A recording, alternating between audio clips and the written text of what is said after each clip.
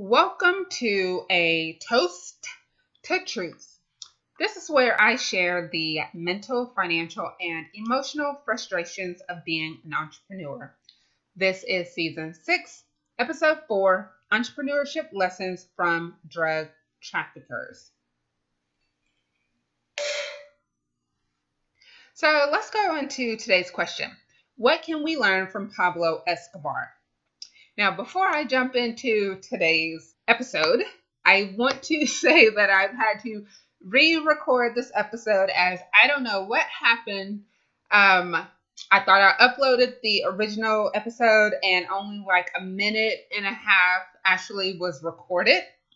So that right there should tell you some of the frustrations that entrepreneurs face. We did this big, grand project, get to the finish line and realize nothing came together and we have to do it all over again. So anyway, I am not embarrassed that it happened. I'm a little upset because I dropped some good gems in the first recording and I don't know why it did not save. I don't know how I didn't catch that. But I'm upset because I'm like, I have to remember now what I said so I can share with you guys. So anyway, here we go with this re-recording of episode 4. Okay, so I've studied Pablo Escobar for a couple of years because he's just fascinating. I mean, rumor has it that he is point blank one of the richest men to ever live in the history of the world. He was making like $100 million a day or something like that. And that's not like directly in his pocket, but in his cartel's pocket. Anyway, he had so much money. However, he knew where every penny went.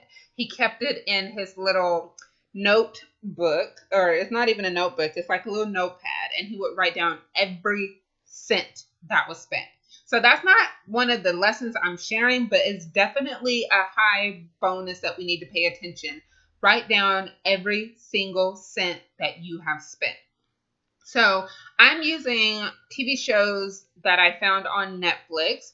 Pablo Escobar, El Patron del Mal, La Viuda Negra, La Reina del Sur, Camelia, La Texana. My Spanish is not that great pronouncing these words. However, I do understand Spanish. Okay, I understand it okay, but I was reading the subtitles. Anyway, these shows, they were long, they were interesting, they really gave insight into the world of South American, Central American, even North American drug trafficking from a Hispanic standpoint. What I really want you guys to take away are not just the lessons that I share, plus that bonus that I gave about Pablo Escobar counting every cent, but I want you guys to really kind of see how they ran their cartels and how we should efficiently run our business, because at the end of the day, they were trying to make money. At the end of the day, we're trying to make money. And so you have to have some kind of process or systems in place, right? Who knew that cartels were, a great, weird, unlikely place that you can learn how to find a system or a process that works well for you. Before we jump into the lessons, I want to say how drug traffickers relate to season 6 theme of karma and destiny. Well, definitely they received their karma, whether it was money, jail time, or death, based on the actions that they did.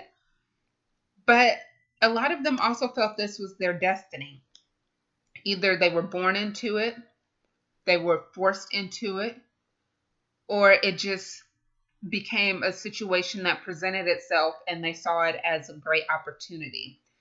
Whatever reason they jumped into drug trafficking, They definitely felt it was something that they were born to do, or that it just was the cards that fell into place for their life. Now, I'm not condoning what they did. However, I am going to share some gems that we can learn from what they did. Okay, so the first lesson is find a product or service that will become high demand. No one knew they wanted cocaine until they tried it. No one knew there was going to be a demand for cocaine until it was pushed out there. Now, Pablo was not the first person to do this. There were people before him. Griselda Blanca, she definitely kind of brought Colombia onto the cocaine scene. She's known as the queen of cocaine. She was before Pablo. But they created a product that people needed, desired, craved, wanted. We have to think about what is something that we can create that people are going to crave, want, desire, that they will do whatever it takes to get. People will go through so many hoops to get this product, this cocaine. What are we giving as far as the product, the service, or an event that people will jump through hoops to make sure they have? Second lesson, hire the best people to help create your product. Now, drug traffickers, they hired people who were in need of money. We'll put it that way. People who knew that this was the only way that they could feed their family if they worked there. So they became great people to work for these cartels because they were motivated to take care of their family. So they were going to do a good job. Now, as you move up the ladder in the cartels, you have the henchmen, you have bodyguards, you have the associates, you have I probably shouldn't know all this, but I do.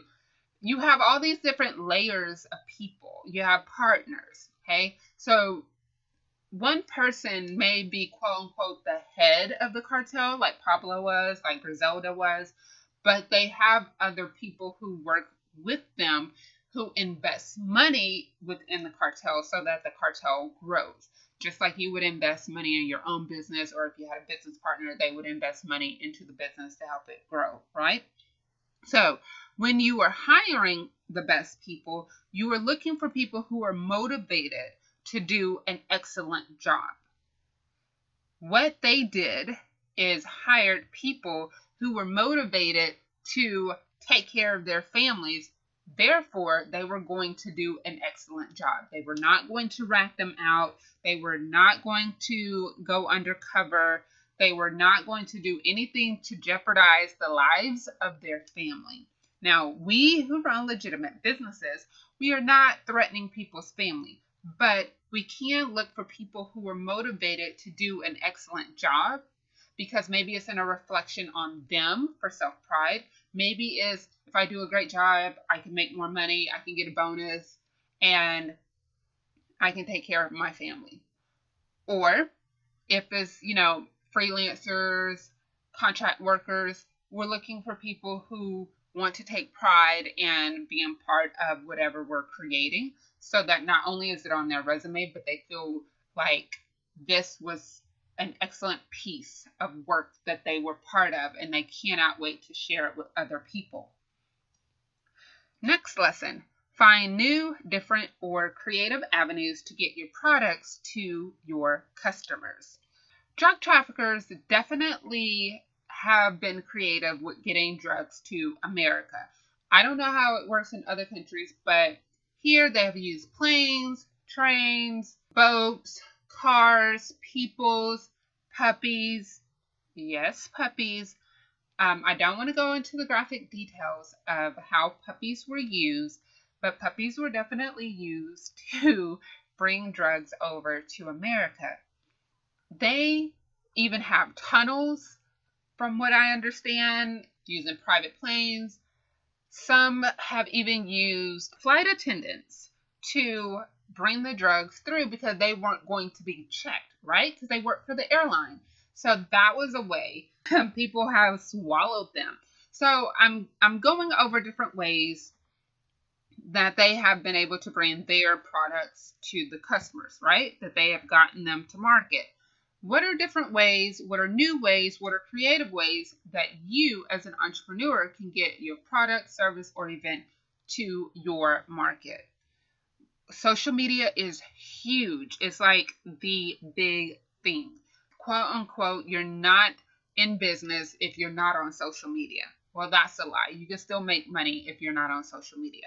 However, it's the biggest, most popular, they say most efficient way to get your product, your good, your service, your event to the marketplace. But you have to think what's going to work best for you delivering and what's going to be the best way for your target customer base to receive. Some things that I've done in the past that really resonated very well with the particular audience. When I had my national tour, I would send handwritten thank you notes to everyone who came, whether they were a sponsor, a speaker, or an attendee, or even the volunteers. Everyone received a handwritten thank you note, and it was mailed to their home.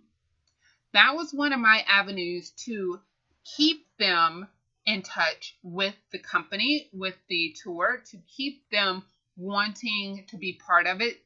And a lot of them recommended, if I went to another city, to other people in that city to attend. So that was one of my creative avenues. However, this business coach that I quote unquote was working with at the time felt it was a waste of my time to sit there and handwrite thank you notes because, this business coach received one and felt I should have just bought one or went through a service that would type it all up and send it for me. The reason I did it by hand and went to the post office and mailed is because I wanted that personal touch. I wanted people to know that this was not just some random event that was coming to your town and I was there to take money. I really wanted you to be part of something. I wanted to create something that you felt you can learn and connect with well after the event itself. So that was one of my avenues for getting my product to the marketplace, was creating that personal touch for the people who were part of it. And then they would become my verbal ambassadors to other people. So you have to think about some creative avenues, different avenues, new avenues. People for some reason just think that sending mailers out or sending handwritten thank you notes is out. Sending gift baskets is out. Calling people on the phone is old school. Those still work depending on what you were doing. Email marketing, text marketing, that works as well. But if you are creating or you want to create some type of personal experience, you have to think of something other than just blasting people on social media. Like, people are inundated with so much stuff on social media that when they receive something different, it helps you stick out. So if we're going back to the drug traffickers, for them, they were just trying to get their product to market, however which way they could. I mean, they've used militaries from other countries. They've used personal private pilots who wanted to make extra cash. So what are things that you can do to get your product, service, event, your goods, whatever, to market in a way that's going to be a little bit memorable for your audience so that they hear you in the sea of noise that's out there. Next lesson. If your expenses go up, then raise the price of your product. This goes to what I was stating earlier about Pablo using militaries. So in Pablo Escobar the Colombian version, El Patron del Mal. In the show, it stated that one of his associates, so an associate is not a partner, they're like a little bit lower than a partner, but they still get to make a good sum of money. So one of the associates was sent to Cuba to work out a deal with the Cuban military. The Cuban military was going to allow them to bring drugs to Cuba, and then they would funnel it from Cuba to America. However, the general, or whatever his rank was, wanted a certain amount of money per kilo. Pablo sent his associate to say they were only going to pay X amount of dollars per kilo. After everything was said and done, the associate accepted what the general wanted. He came back to Pablo and said, it's going to cost this much. Now, this was a lot more, well, not a lot, well, probably to some of us, not all of us, it was a lot more than what Pablo wanted to spend per kilo. He brushed it off and said, not a problem, we'll just raise the price. Okay, so did you hear that? Instead of Pablo freaking out like a lot of us would freak out, oh my God, they're going to charge me $1,000 to run my social media for a 30-day period. Oh my God, they're going to charge me, $2.50 per book that I print instead of $2. Instead of freaking out over the extra expense that came with using the Cuban military, Pablo just said, let's raise the price of the product, period. So that means everyone who was buying cocaine on the street, they were going to pay more. We as entrepreneurs have to think that way. Instead of freaking out that what we're spending, we should eat it, we shouldn't.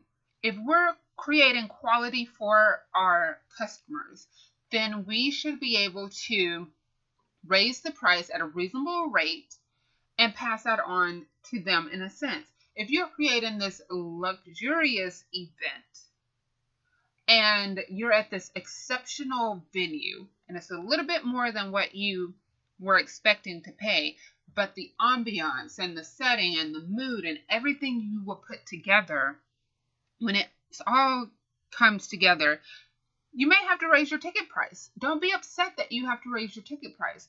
Realize that you're giving them an experience that they would not get at a lower ticket price. We have to think that way. We're giving them something at this price. So why not allow them to pay it? That lesson in and of itself right there was very eye-opening, because I'm just like, he brushed it off so easily, like we'll just pass it on to the customer. Why can't entrepreneurs feel that comfortable with what we are producing to say, if it's costing me this much to make it and I need to make X amount in profit, then this is what the customer has to pay. And then you market and you sell it. But it goes back to creating that high demand product or service. If it's high demand and people are craving, desiring, wanting it, then the price may not affect them too much. It may not stop them from actually wanting to purchase from you. Next lesson. Study under someone who is doing what you want, but don't wait until you've been promoted to the highest level to leave. So I'm going to use Pablo and I'm going to use El Chapo as examples. Let's start with Pablo. Now, he was working under this man that they called, I believe, like the mayor or something like that. And he wasn't a drug trafficker, the guy that Pablo was working for. He was just stolen TVs, gambling, things like that. No big deal. Pablo really learned. He was being introduced to people. The man was taking Pablo to different places, really exposing him to industry or whatever. Pablo overheard people talking about heroin, and he learned how much more money you can make selling heroin than stolen goods, right? Well, Pablo approached his quote-unquote boss. The boss was not wanting to go into drugs, and Pablo was like, I need to leave. This is what I want to do. I need your blessing, but I'm leaving. Pablo wasn't ready to quote unquote be a leader because he was still learning, but he learned enough and he felt confident enough to move out and start his own thing. And he did, and he became very, very wealthy. Pablo is actually quite a brilliant mind. Before he lost it at the end of his life, he was really losing his mind. Total side note. But for him to make as much money, for him to run his cartel as efficiently as he did, he had to be very good. He had to think of things that other people hadn't when it came to this type of getting his good to market. The other person I want to kind of briefly talk about is El Chapo. Now, I haven't really watched a lot about him. I've only read some things, but from what I understand, El Chapo was working in a cartel. You know, everyone starts in a different cartel, but he wanted more and he felt he can do more than the leader of the cartel. What the leader of that cartel decided was to have Pablo Escobar kill El Chapo because they felt El Chapo was stepping out of bounds.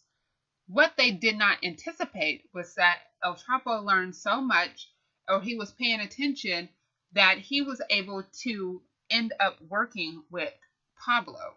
And so he became El Chapo. He started his own cartel because he was able to learn from someone else, take what he learned, and then make sure that he was able to maneuver around them trying to trap him, ultimately trying to get him killed.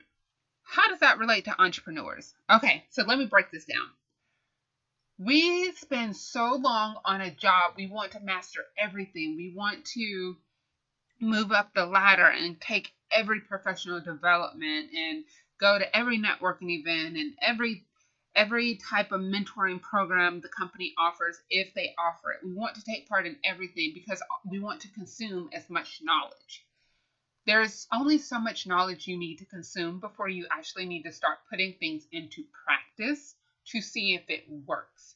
We cannot live in theory. We have to live in practicality. We, as entrepreneurs, should not stay under people longer than necessary.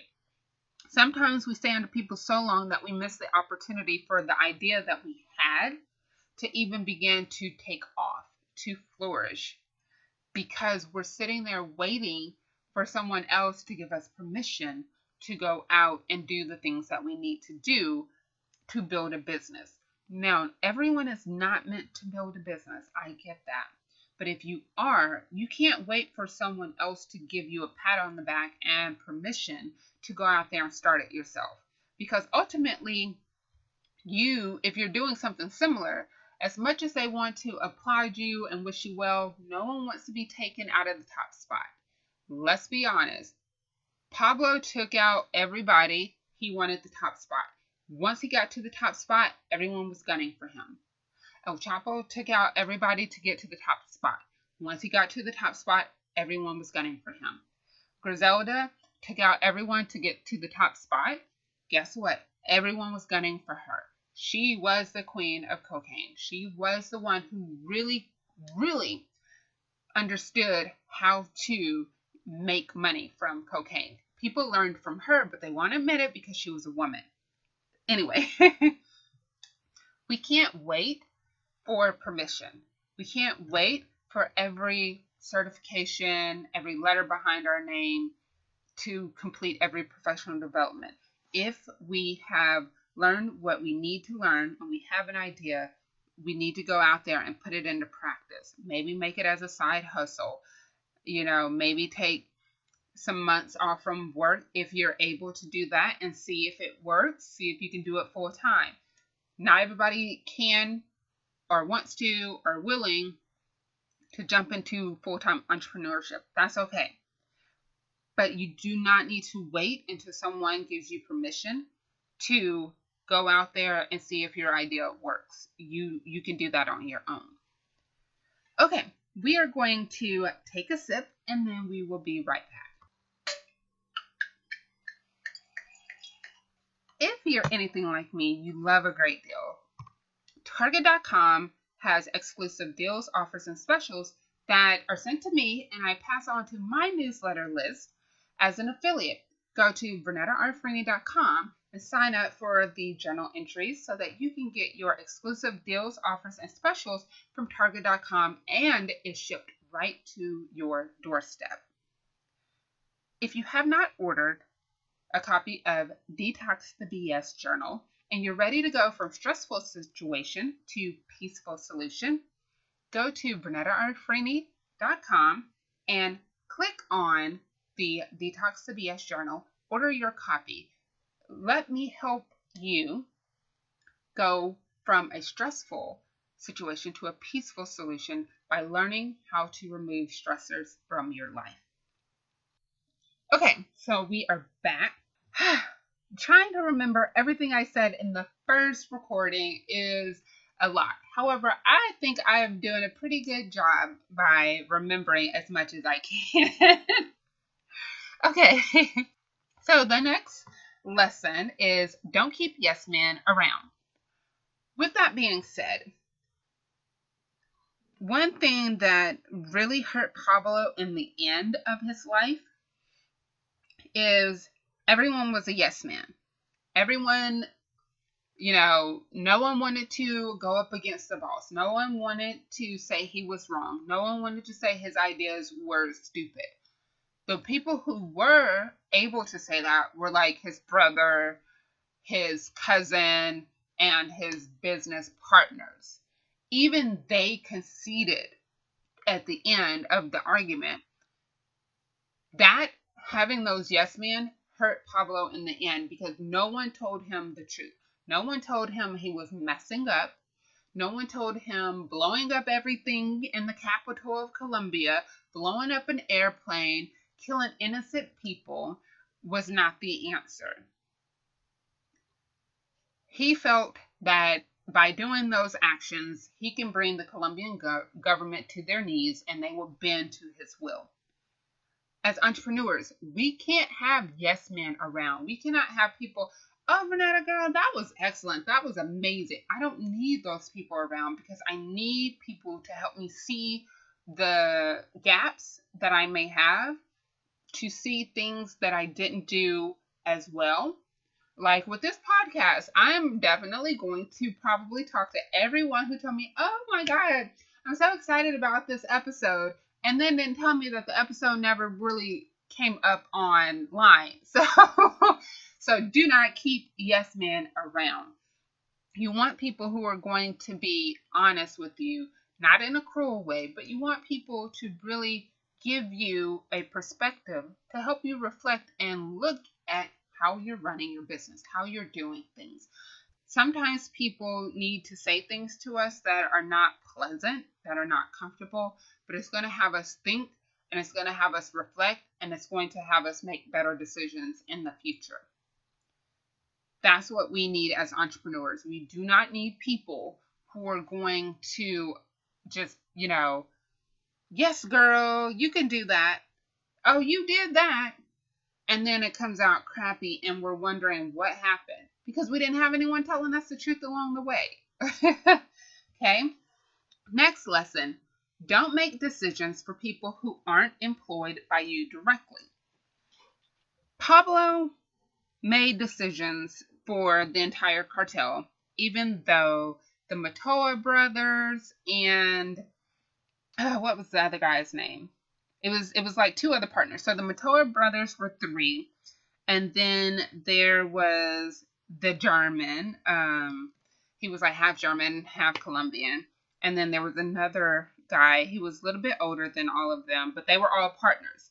Pablo continued to make decisions, even though they all, quote unquote, had the same even split as far as money in the cartel. It was creating division. It was creating animosity. It was creating a rift. The lower employees followed because they didn't feel they had a choice.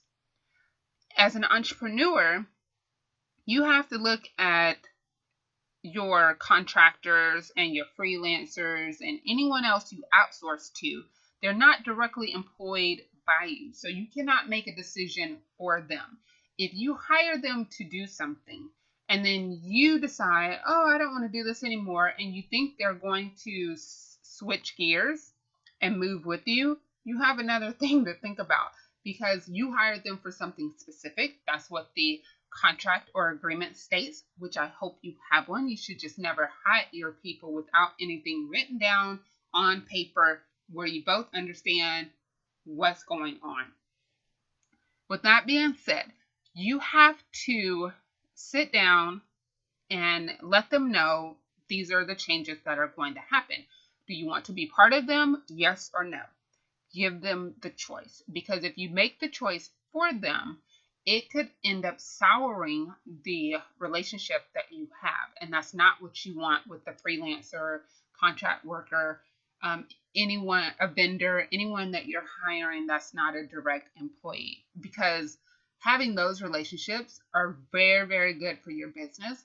And those relationships can open doors to more potential customers or more opportunity in the future. So you do not want to make decisions for people who are not directly employed by you, because you do not want any type of animosity between that person and you, especially when it comes to your business, because that could affect your money. Next lesson.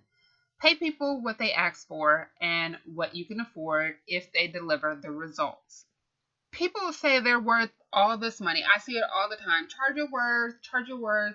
I don't do this unless I get paid X amount of dollars. I don't have a problem paying people what they ask me for if that's their price.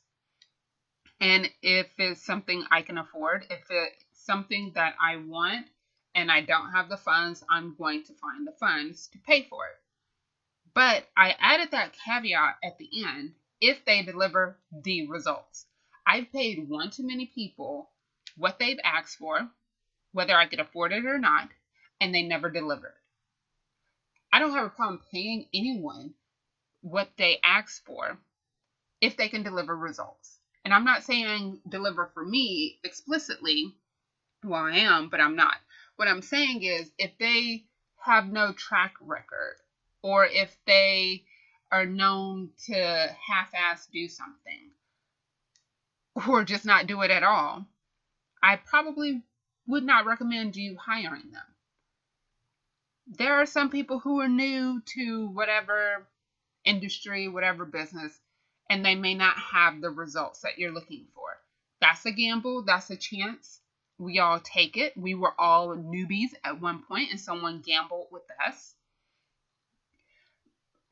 For example, my very first consulting client actually is my CPA now, but she had just started her practice. I had just started consulting. I found her on Craigslist, and she wanted me to host QuickBooks trainings for her. I did. Had no idea how to promote an event for someone else, but I figured it out. I brought her her first $1 million client. I had no results, but she took a chance on me, and I ended up bringing her her first $1 million client. When I asked for certain pay, she had no problem in the future paying me, plus giving me commission and some shares and referral fees. So I mean, we ended up getting some good compensation between us later on. But I knew she didn't have a big budget when she began. But I said, this is what I'm going to charge. She paid it, and I delivered the results for her. If people are saying I can help fine-tune your graphics, like another example, I used Talkative Media this year for my graphics. I've used other graphic designers in the past, like Designs by Shamir. I really like her. She did an awesome job with Fusion. For the podcast itself, I used a different designer. But I did not try to negotiate with any of those designers. I saw some of the work they did. I said, okay, I will get the money. I got the money. I paid them and they delivered exactly what I wanted. Not one of them that I've used in the last several years has ever flaked on me, has ever not given me the what I've asked for. And in fact, they've all exceeded, because I may see it in my mind and I may be able to describe it, but I'm not able to do it. So I hire graphic designers and they all create amazing work. You as the entrepreneur, if you want people to pay you what you say you're worth, and you know they can afford it, you have to deliver as well. If you do not deliver, you can't expect people to continue to pay you what you ask for, because you're not worth it.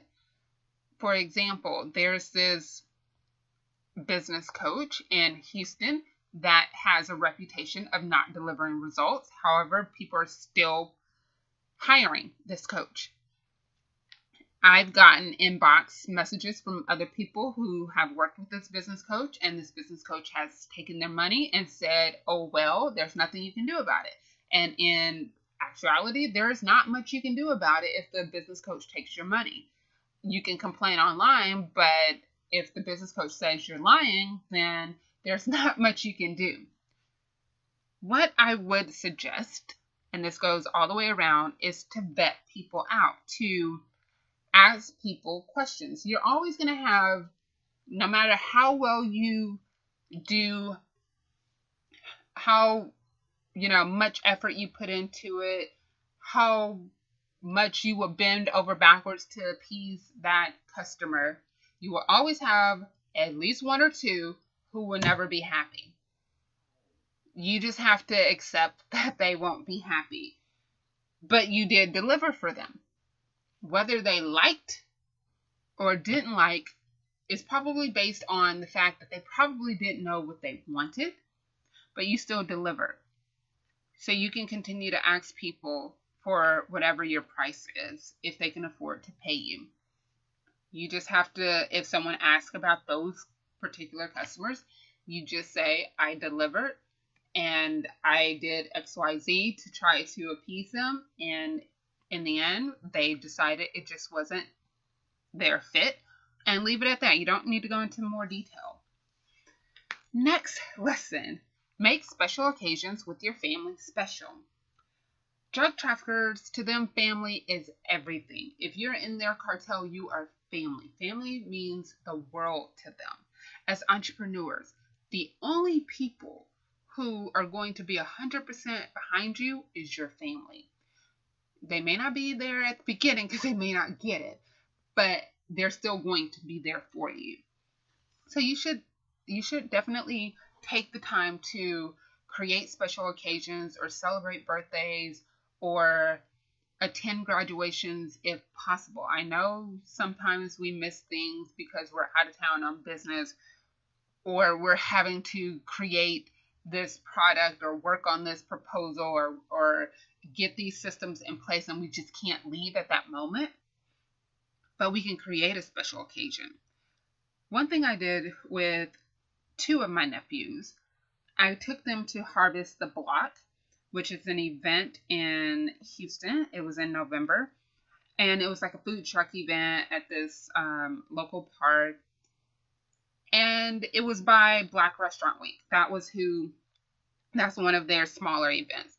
So I took my two younger nephews. They didn't know what to expect. I didn't know what to expect. I had never been, but I knew it was just something fun that we can do. We can go support small businesses, food trucks. There would be some vendors there.